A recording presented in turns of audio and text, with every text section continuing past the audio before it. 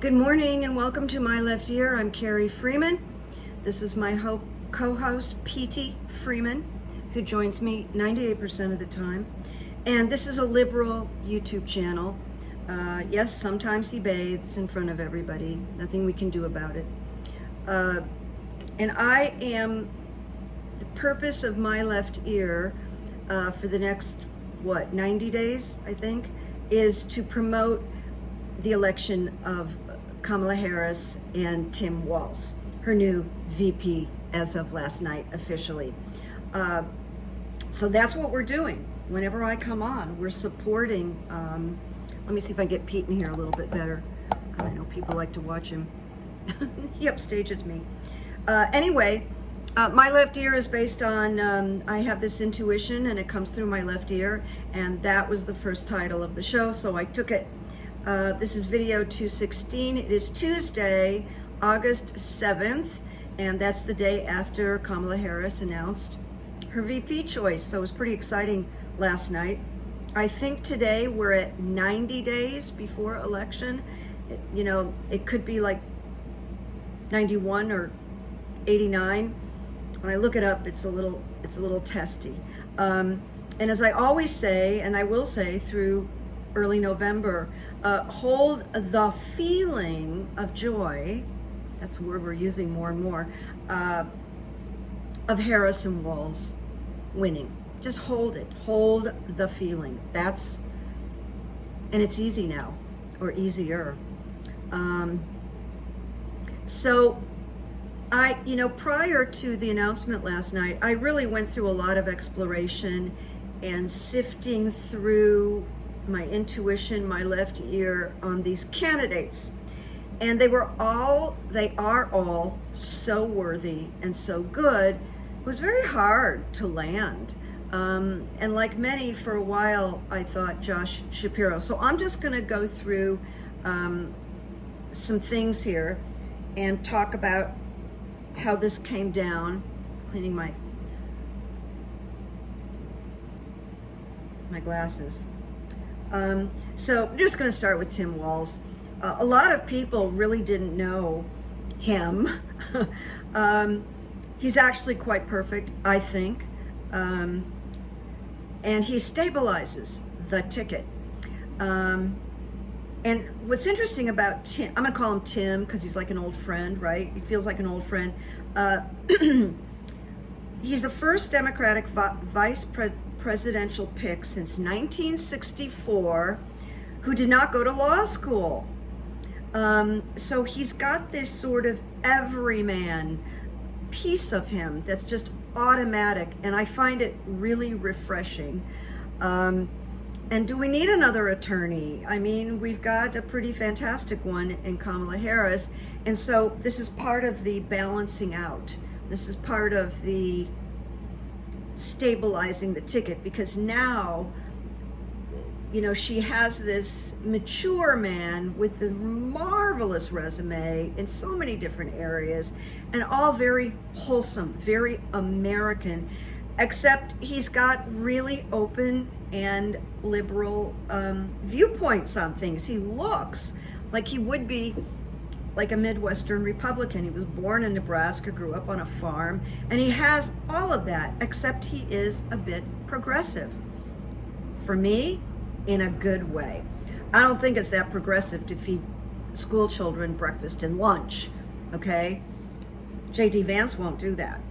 So yesterday morning, I was up at 4 a.m., and all of a sudden I'm doing my thing, and then I said, what time is it in Philadelphia? Because this is gonna come out this morning.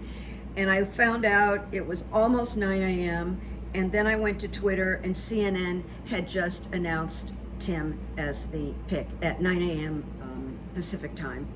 So we were off and running. I'm gonna say something that's gonna sound like a put down to Kamala, but it's not at all. I wanna make that very clear, because she's formidable. But he's kind of a big protector for her, Tim. Even though she's very fierce and she can stand toe to toe to, wrangle the votes for president of the United States and be the first woman, and then the first woman of mixed race, is a pretty big deal, and it opens her up for a lot of attacks and so on and so forth. And we've seen some of the onslaught and insults, and it's upsetting, but it's to be expected. And he is the type of person, and he's so plain talking. And by the way, you know, he's the one who coined weird. He's the one who said it, and it took off. So he's very plain talking. And that's how real people talk. How many of us, me included, have said the word weird on a daily basis? I'm telling you, yeah, Pete, I'm telling you, weird is used a lot. He is a strong advocate for her. And I think one of the reasons that nobody came out and made like this prediction is because there was something at play that we couldn't know about or predict, which is that chemistry, because she sat with each candidate at length to sort of feel it out. Is this my partner? Is this my work husband? And I say that in the nicest way. So one thing that one could go, oh no, but I did not. And that is to find out, Tim Walz likes to hunt, and he's a gun owner. So at first glance, you might go, oh no. But I tell you what, this makes him an extremely strong advocate for gun reform and background checks, and he will do it. And he has the credibility to do it because he actually goes out and has, you know, he's a hunter. I don't believe in hunting, but I'm not going to go into that. This is what he does. This is who he is. Comes from that, coming from a farm, whatever, you know, he's like a manly man, and he was in the service and all this kind of stuff. But he's really going to be a great advocate for gun reform. Hard to go up against because he knows guns, he knows the culture, and he's probably the NRA's worst nightmare right now. Now, a lot of MAGAs are accusing Kamala's team of being anti-Semitic, and of course they would. They're saying that she didn't want a Jewish VP. That's not true. Her husband is Jewish and practices the holidays. Like, I'm Jewish and I don't practice any of the religion, but I'm Jewish. It's in my DNA. But Josh Shapiro does, and so does Kamala's husband, Doug Emhoff. For the longest time, I thought it was Emhoff, but it's Emhoff. So it's just, I think they were disappointed. I think the right was disappointed that Josh Shapiro wasn't, because they could have gone after him. And we don't know about the chemistry. So the word on the street is that she had really effortless chemistry with Tim Walz. And word on the street is that she slept on it. I have a feeling she knew, but that's the word. She slept on it. And then she made her decision in the morning, and we got to see her phone call. All right, so we're gonna see lots of Tim Walz. There's gonna be a lot of things to say and observe, and I loved his performance last night. He's never been in front of that kind of world audience, and he just knocked it out of the ballpark. He's such a natural, he was so comfortable. And I tell you what, coming from a background of comedy, and my dad being a stand-up comic his whole life, full-time, never sold shoes or anything, I can appreciate the great comedic timing of Tim Walz. He knew how to lay that line about the high crime that occurred all during the Trump tenure, not tenure, but you know, the 4 years that Trump was president. And then there was a great pause, and he said, and that's not even counting Trump's crimes. It was very funny at the moment. I'm not making it funny, but his timing was great.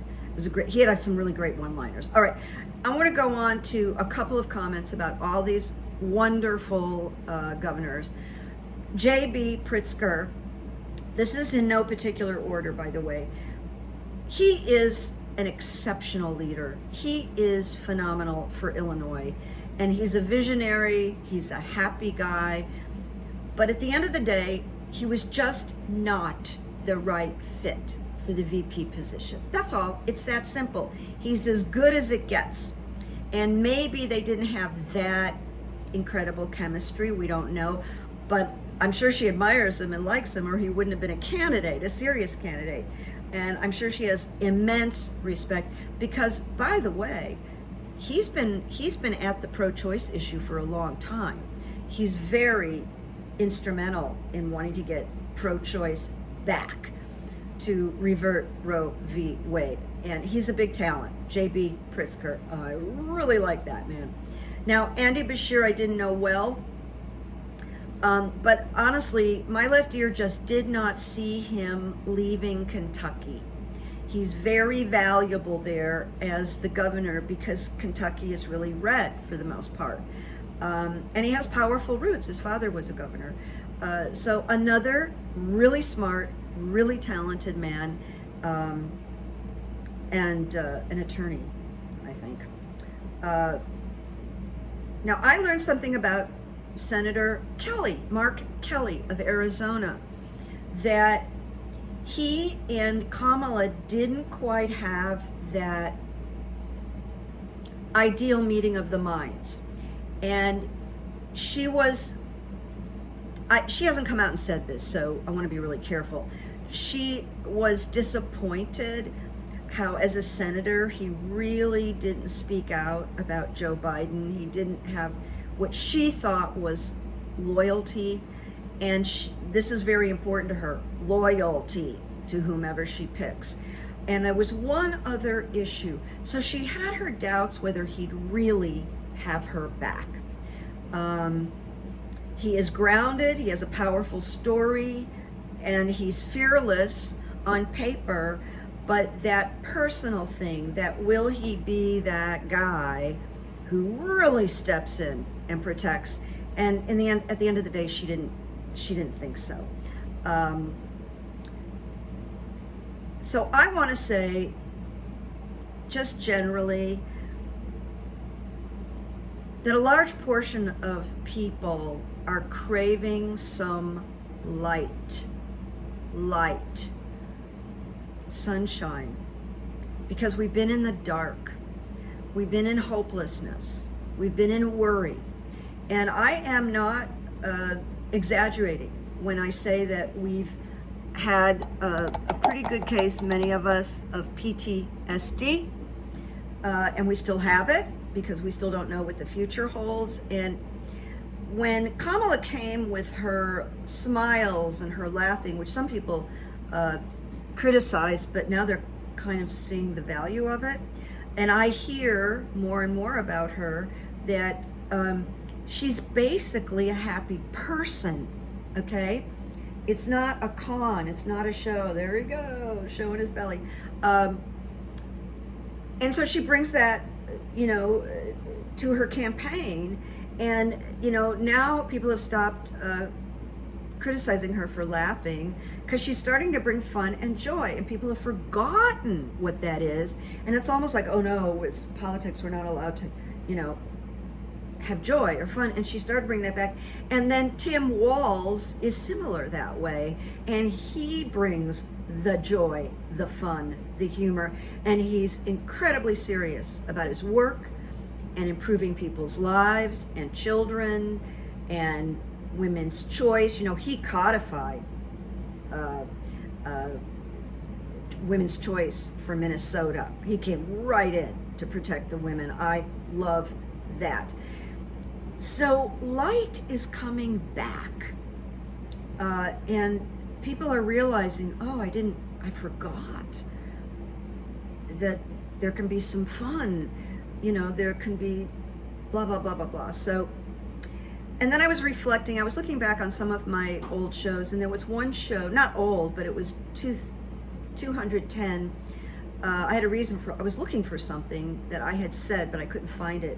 But in show 210, I was adamant about Joe Biden's going to win this.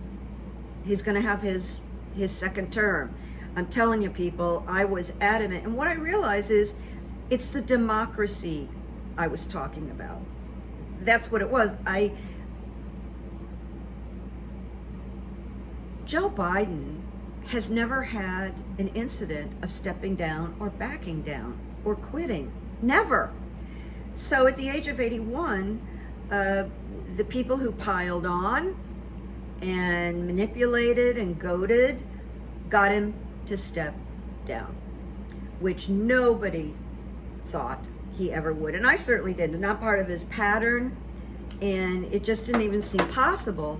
But he had that deep sense of responsibility to the country. And somebody may have made him think more about it, but he did the civic thing. I was crushed, and it didn't take me too long to start to come back and see the wisdom of it. But I'm still angry about how it was handled, and that people, even Nancy Pelosi, when she was wanting Joe Biden to step down, she never led her conversations with love and admiration that I remember, that I saw. I don't really think George Clooney did either when he came out with his letter. And that's what upset me so much, is it wasn't that they had an opinion about an 81-year-old man who had been the most fantastic president, but they didn't lead with, I value this man, I respect this man. This man is the best president since, FDR. They didn't. So I haven't been very happy with some of the Democratic leaders. But in looking back, I realized it was like about democracy has to win. And I hold to it. I hold to it. And then the other thing was, there was a point, so I started this new campaign thing on July 13th with My Left Ear, where I made the announcement, we're going to focus on getting the Democrats to win the presidency. There was one show that I did shortly after July 13th, and I just couldn't land on it, find it. But after that show, I got like 20,000 views, and I got maybe about 1,500 new subscribers. And I had an aha moment back then. And the aha moment was, people need hope.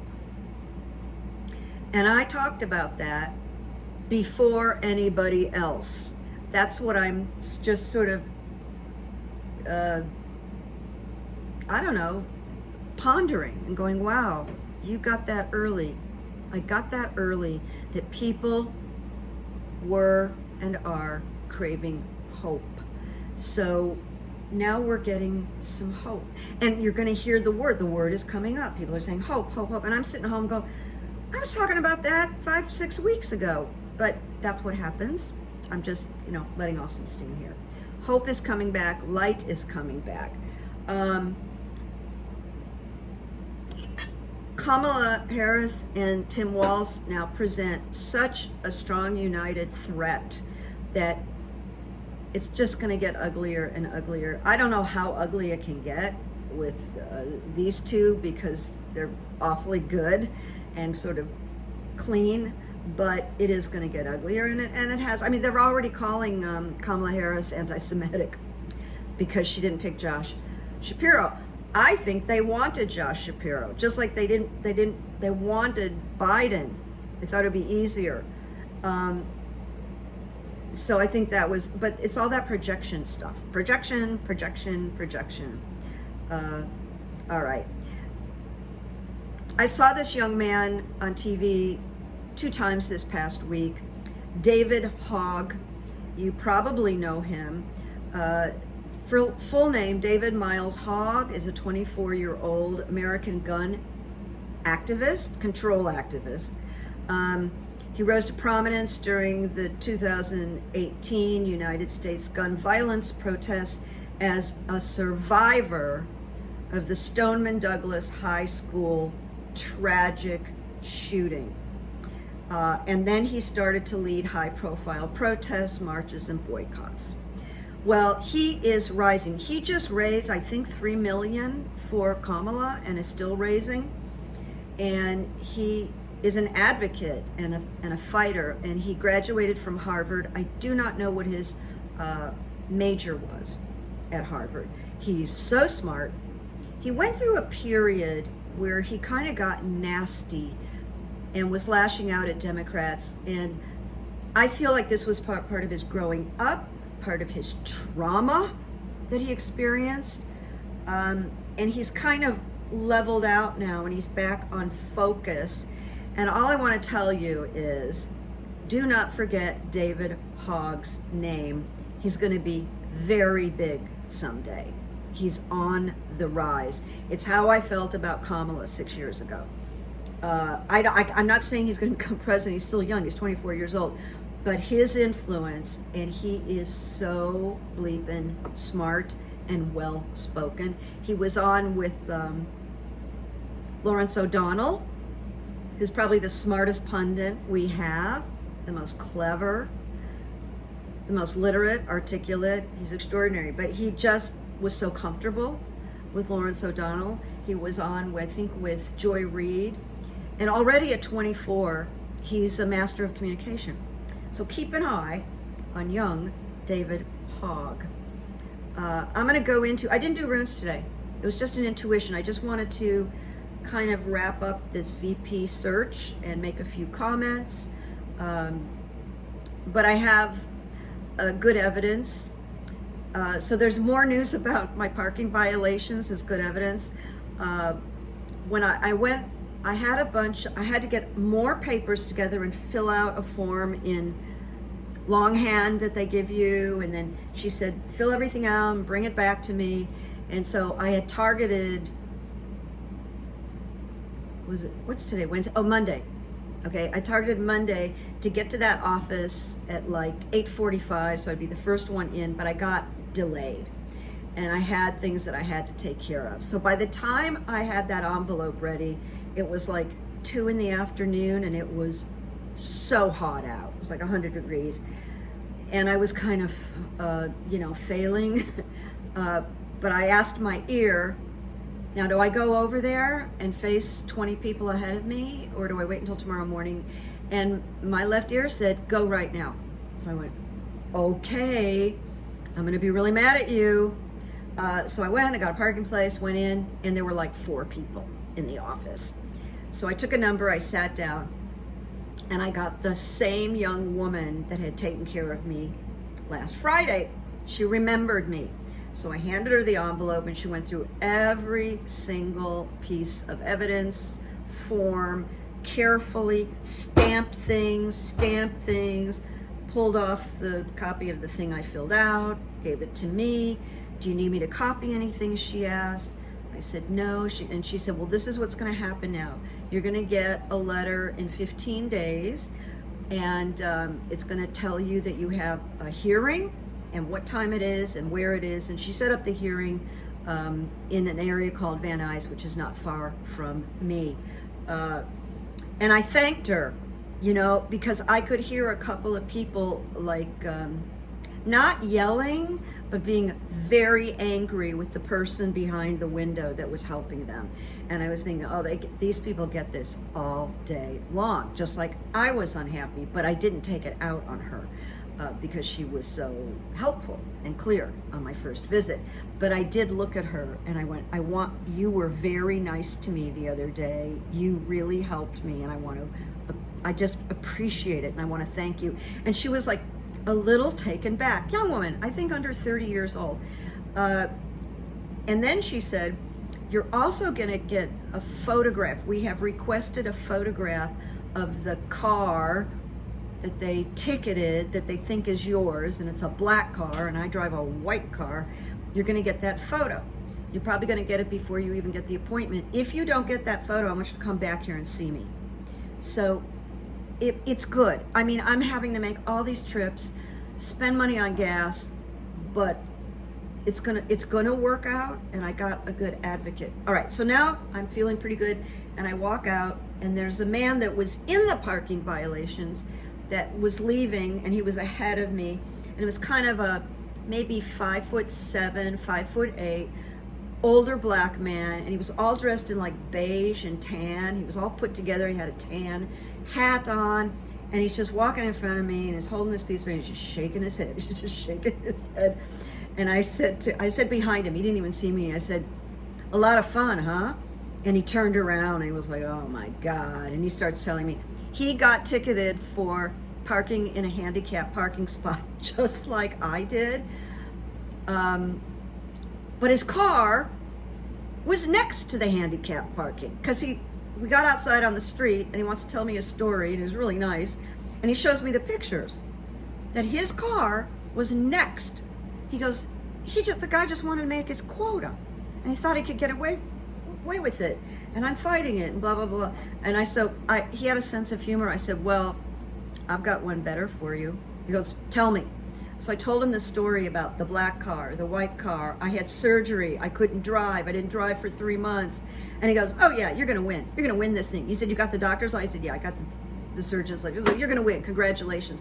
So he's so friendly, and he wants to chat. I found a way into politics, but I can't remember what I said. Oh, we started to say, so many people are moving out of California. It's too expensive. Taxes are too high. Da, da, da. So I said, "Are you into the election? Are you voting?" He goes, oh yeah, you know. And he said, he didn't use the word confused. He did not use the word undecided, but he said, "You know, I don't know who's gonna. I just want change." And he was frustrated, but he clearly was not a MAGA either. So because I had built up this really nice rapport with him, I said, "Do I have permission to give you an opinion on something?" He was, "Sure." So I said, "Listen, I didn't tell him about my YouTube channel. I just said, I spend a lot of time studying politics, and I need you to know something. Please go vote for Kamala Harris. She's the one that's going to give you the change." I said, "Trump is actually a criminal, and he's doing this just to stay out of prison, if he possibly can pull that off. He's going to do nothing for you, for us, and I'm giving you the hottest tip of your life. Vote for Kamala and her new VP, who hadn't been picked yet. It was picked last night." And he said, he took it in, and he was like, okay, young lady, I'm going to do that." And we did fist pump, and I thought, I converted somebody. And I don't think I'm talented at that, by the way. I don't think I'm talented at door knocking and getting into the weeds with people. I really am uncomfortable with that. But for some reason, so I did do this one thing.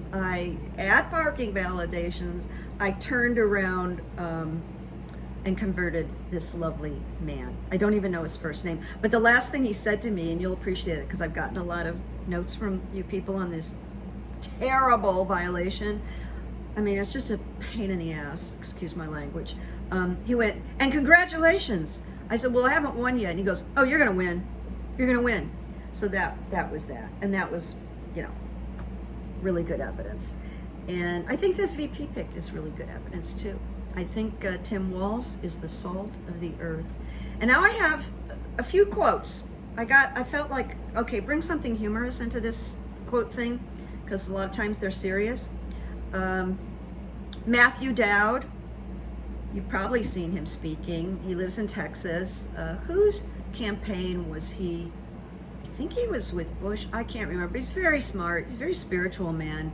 He's like, you know, like the good kind of Christian that loves his religion. He loves church. He loves Christianity, but he doesn't like force people into it. He doesn't preach. He's really lovely, Matthew Dowd.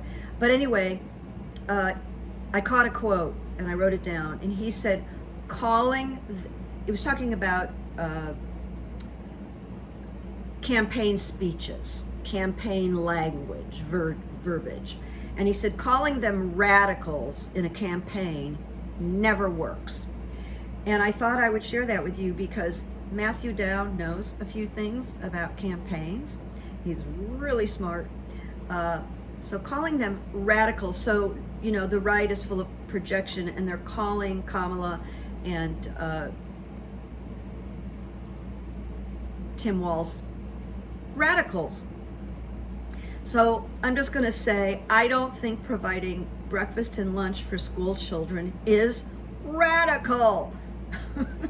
I don't think background checks are radical. We could go on and on, but there you go. Here's a line I love. It's just funny. It's not political, okay? And I'll tell you who said it in a minute. It was a stand-up comic. Here's what he said. When I was growing up, my parents moved a lot, but I always found them. It's funny, isn't it? That was Rodney Dangerfield. And I actually met Rodney Dangerfield. I spent a day with him at Universal Studios. And that viewer that was so mean to me a couple of weeks ago said, oh, and you're a name dropper. She called me a name dropper. And when I wrote her back, I wasn't nasty. I told you that. I took the high road. And I said, actually, I'm a storyteller, not a name dropper. And then she went on to tell me that her father had won Oscars and all kinds of stuff. And I was like, that's great. But anyway, she's gone. But anyway, when I was growing up, my parents moved a lot, but I always found them. And I related because my parents moved a lot. We moved a lot. Place to place, to place to place to place. And even a trailer park. And then here's another one that's humorous, but not political. I just wanted to be a little entertaining this morning. This is from a play that was written a long time ago. They made it into a movie with Jason Robards, and a character centers around a very eccentric man named Murray. It's at the beginning of the movie. It establishes his character and his quirkiness, but I never forgot it. I saw it when I was a teenager, and I went, I love that, and I started answering the phone this way. So the phone rings, Murray answers the phone, and he says, hello? I hope this is someone with good news or money. And the play is 1,000 Clowns. It was on Broadway. It was written by a playwright named Herb Gardner.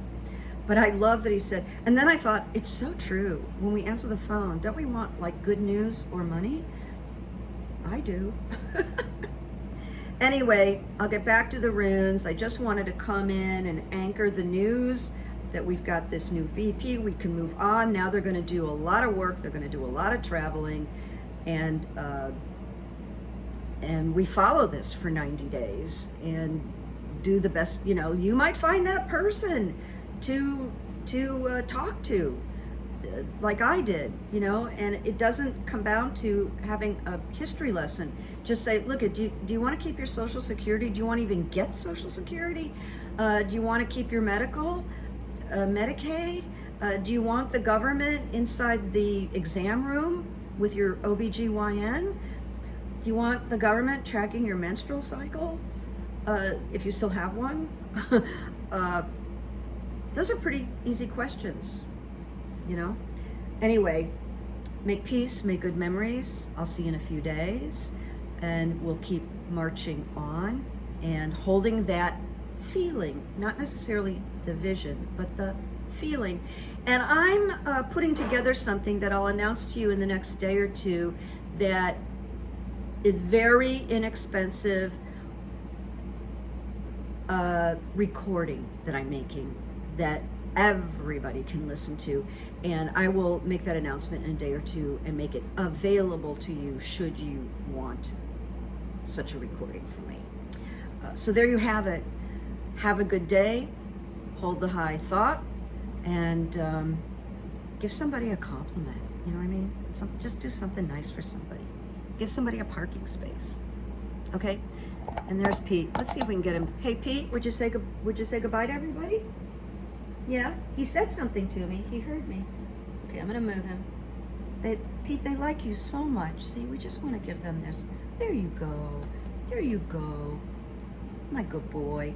You know, he's so smart that I started fidgeting around and putting up my phone, and he just got up from a nap and came over, and he went, oh, we're gonna do that thing. He just knows things. I don't know how he knows things, but yeah, he got up here like this is his new job, and I love it. I know you like it too. Anyway, see you soon. Bye-bye. Bye-bye. It's not stopping. Come on. Oh my God, it won't stop. All right, I'm gonna have to get up and try to stop this video. Hello.